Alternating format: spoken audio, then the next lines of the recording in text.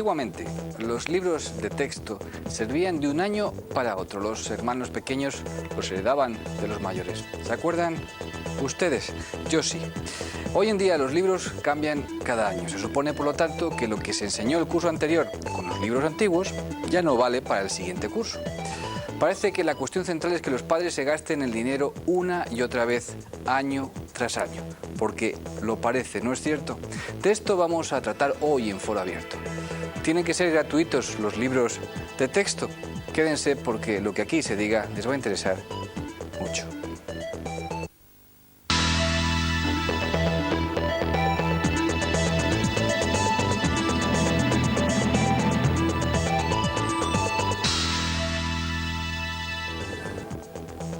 Cada mes de septiembre siempre es la misma historia. Hay que comprar nuevos libros de texto para el año escolar que comienza, lo que supone un auténtico descalabro económico para muchas familias.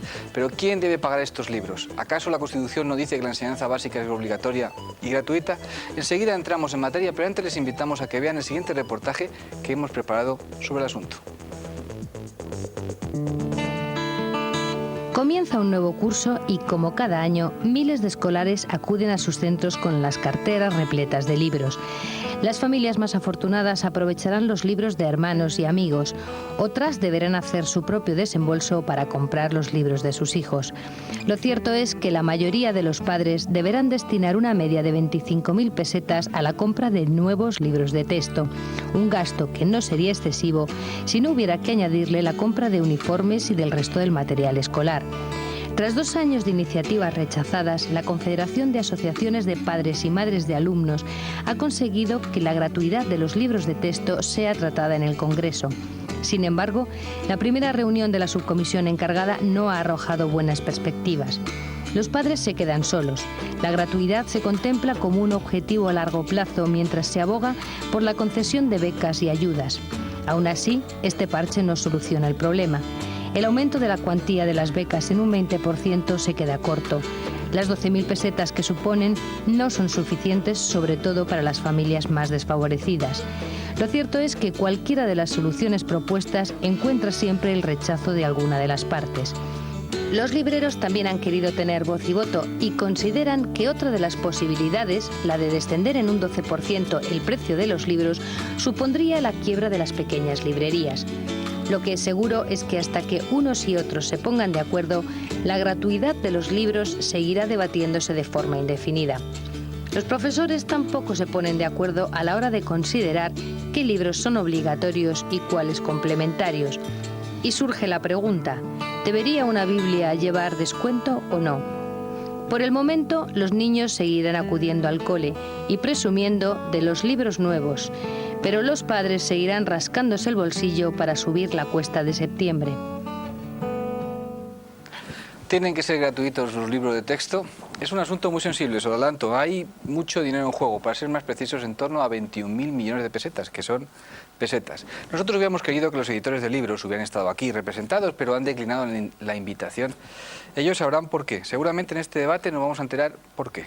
Nuestra primera invitada de hoy es Eulalia Vaquero Gómez, miembro de la Junta Directiva de ACEAPA y presidenta de la Federación de Asociaciones de Padres y Alumnos de Madrid, ¿verdad, Eulalia?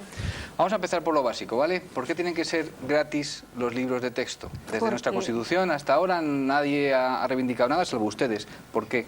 Nosotros llevamos ya tiempo reivindicándolo, porque así lo dice la Constitución. En el artículo 27.4 es taxativamente claro, la educación básica es obligatoria y gratuita. Por lo tanto, entendemos que cualquier elemento o instrumento que sea necesario, que sea básico, para desarrollar ese principio de la obligatoriedad y la gratuidad debe estar amparado pues, por los mismos principios del derecho que protege. Por lo tanto, lo tenemos claro, no desde ahora, sino desde hace mucho tiempo. Lo que pasa es que para llevar la iniciativa legislativa popular pues hemos tenido que pasar un proceso largo, pero ahí están las firmas en el Parlamento para que sean consideradas. Lo que pasa es que en ese proceso largo, si me permite, ustedes presentaron 600.000 firmas, 100.000 más de lo necesario para provocar una iniciativa legislativa. de pronto el Parlamento hizo una subcomisión y ahí queda. Es decir, todavía no han movido un dedo. Parece como si los padres de la patria, si me permiten la expresión, no estén muy sensibilizados en torno a esta preocupación de los padres españoles, ¿no? Bueno, la subcomisión de los libros de texto creada en el Parlamento está desarrollando su trabajo y nosotros lo que estamos pidiéndolo es que agilicen ese trabajo para que lo concluyan antes de finalizar la legislatura y que, por supuesto, el informe sea favorable a la gratuidad de los libros de texto, con lo cual ya empezaríamos la nueva legislatura a quien le correspondiera, con la gratuidad ya asumida por el Estado. Bueno, ahora vamos a entrar más a fondo sobre eso precisamente. A continuación contamos con Jaime Cedrún, profesor de enseñanza secundaria y secretario general de Comisiones Obreras de Madrid, ¿correcto? Correcto. Bueno, vamos a ver, Jaime, la pregunta del millón. ¿Los profesores tienen algún interés en que los libros sean gratuitos o no lo sean? Lo digo porque muchas veces se dicen, sí, ya sabes, muchos profesores no están de acuerdo porque se llevan un tanto por ciento o porque ellos recomiendan X libros a determinados alumnos. Quiero decir, no sé, parece como si hubiera una mano negra o una leyenda negra en torno a ustedes y a mí me gustaría que usted lo explicara clara y taxativamente. No, los profesores yo creo que estamos en general de acuerdo en la gratuidad de los libros de texto, pero porque estamos de acuerdo con la gratuidad de la enseñanza. Yo creo que esto forma parte de la gratuidad de la enseñanza, no solamente el libro de texto y material escolar.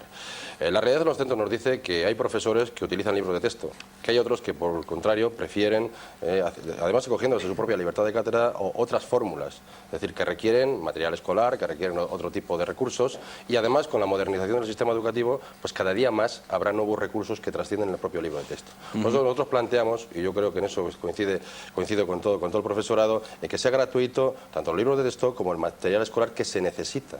Por lo tanto, nosotros también apoyamos la idea de la gratuidad. Y después está el otro problema de quién provee, que yo creo que es otro debate, es decir, el precio que tienen los libros, cómo se provee, qué tipo de...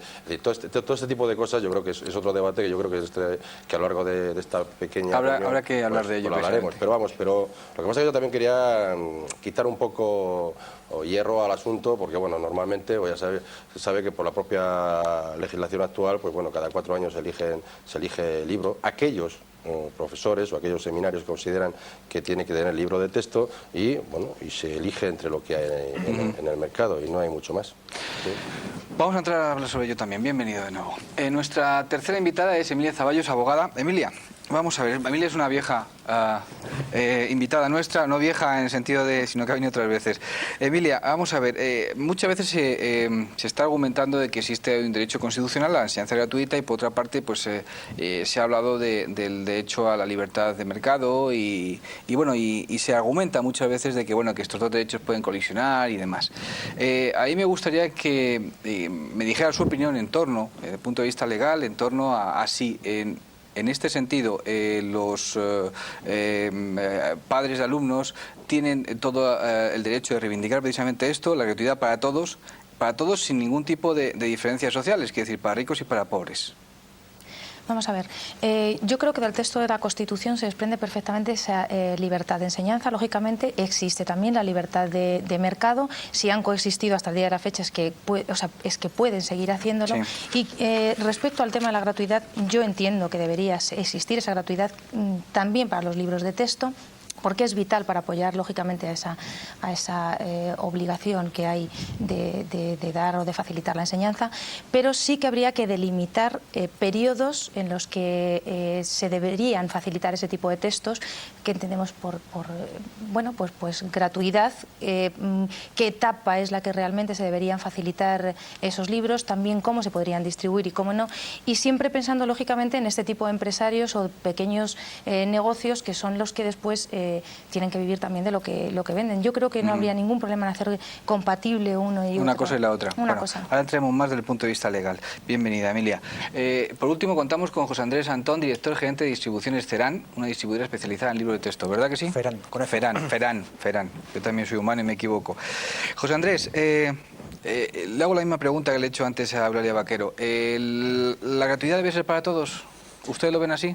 Bueno, el texto de la Constitución es claro. ¿Usted está de acuerdo también con la enseñanza debe ser gratuita? Yo puedo dar mi opinión. El tema de la interpretación de la norma de la Constitución quizás sea un tema más jurídico que otro tipo, incluso de la propia Administración. En principio, mi opinión personal puede ser que quizá no para todos en la misma medida. Es decir, que la función redistributiva de la renta y la riqueza que los impuestos deben propiciar, y no olvidemos que los libros, si son gratuitos, se van a pagar con nuestros impuestos, quizás no deba ir en la misma medida a aquellos que tienen unas rentas superiores que inferiores. Pero bueno, eso es un tema que bueno, quizás son otros los que deban determinar. En cualquier caso, la Constitución es clara, la enseñanza debe ser gratuita. Ahora, ¿qué se entiende y hasta dónde se entiende la enseñanza? Pues eso es lo que quizás tengamos Estamos que ver. hablando de un negocio de 21.000 millones de pesetas, ¿no? Yo te corregiría, Sí. porque los últimos datos de la Asociación de Editores hablaba de 60.000 millones, de un negocio editorial en global de 360.000 millones. Recientemente lo ha publicado un diario de Madrid, y estamos hablando de 60.000 millones solamente en este capítulo. Yo quería de todas formas apuntar algunas cosas, porque a veces como hay debates que Sí. se parecen pero que no son iguales, ¿no? A propósito de, bueno, de si tiene que ser gratis para todos. Claro, ¿no? es que eso es un Los fundamento claro y Yo hay conciso. una prioridad, y además que hay que resolver ya, vamos, que hay que atender ya, y una urgencia social. Es decir, no puede ser que en estos momentos los libros de texto, como el material escolar en general, como otros aspectos que se están dando, pues sean un elemento de desigualdad.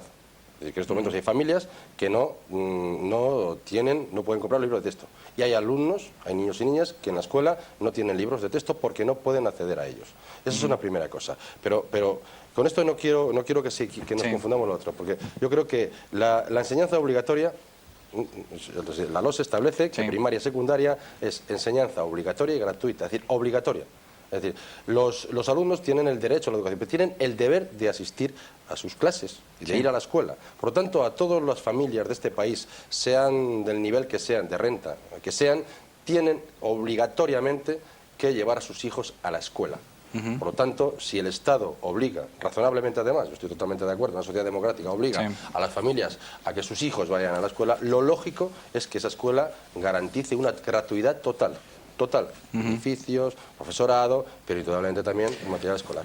Pero además es que hay una cosa, Sí. perdona, Sí. que la no asunción por parte del Estado de la gratuidad de los libros de texto también está discriminando la utilización de los materiales de uso obligatorio aún dentro de la escuela. Y podemos pensar, por ejemplo, en las tizas o, como comentaba con vosotros antes, con el material de uso deportivo que utiliza el profesor de educación física en el colegio, es decir, el plinton, el balón, que eso sí están perfectamente asumidos. Por lo tanto, podemos ya establecer también que los libros, precisamente con los libros, y podemos luego entrar en qué intereses hay para que eso no sea así, están discriminados respecto al resto del material. Vamos a ver, yo confieso que tengo 40 años y que soy del bachiller antiguo, y recuerdo que estudié con libros de mi hermano. Es decir, yo heredaba, él me pasó, y mi familia, así nos ahorrábamos un dinero, evidentemente. Sin embargo, ahora tengo hijos también, y resulta que cada año tengo que comprar un libro diferente.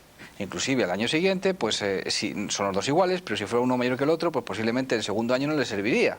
Es decir, vamos a ver, ¿por qué? ¿Por qué es esto? Ahí, en cierto modo, puede haber incluso un incumplimiento de normativa legal. Los libros, y tú me corregirás si me equivoco, o sea, desde que se adoptan para un curso determinado deben estar 4 años en el mismo curso. Y eso a veces, no siempre, pero en algunos casos se está incumpliendo. Eso también ocurre muchas veces, que los libros contienen actividades que obligan al alumno a rellenarlos en algunos momentos, y ese libro pues se convierte en inservible para un alumno que venga después. Pero eso lo que ocurre es un incumplimiento que habría que en algunos casos que atajar, porque efectivamente yo también tengo 40 años y también mi hermano estudia con mis libros y yo con los de mi hermano mayor. Eso es una cosa que... Es un incumplimiento además sistemático. Además, a veces las reediciones, yo que he tenido que comprar reediciones de un libro que ya tenía en casa, y ves que el cambio es absolutamente caprichoso y sin ninguna justificación, es decir, unos cambios totalmente anecdóticos. Cambio de pastas, cambio de, láminas, cambio inclusive o reescritura de textos, ¿no? Sí, Supongo. sí. Sí, Pero- o la técnica de los cuadernillos, que se intercalan, que son cuadernillos que tienen que rellenar, que deberían ir aparte, venderse, podría valer el texto, y realmente lo que hacen es que unen el cuadernillo al texto para que tengan que comprar las dos cosas y no se puede En algunos comprar casos, muchas por veces se separado en venden alguno también de los independientes casos. a veces. Pero en muy pocos casos, o sea, no se cumple la normativa en ese aspecto. Lo que pasa es que en esa desregulación que hay, porque quitando el descuento, es lo único que hay regulado, es decir, que no puede Sí. haber más del 12% de descuento en los libros. Y que hay un precio fijo. Precio fijo. En lo demás, pues funcionan, lógicamente, a la mano del mercado. Es decir, yo entiendo que cualquier editorial pues hará una planificación de tal manera que pueda vender el máximo posible de los libros. Por lo tanto, intentará que el libro de este año no sirva para el año que viene, si es posible. Estamos en un sistema de estas características.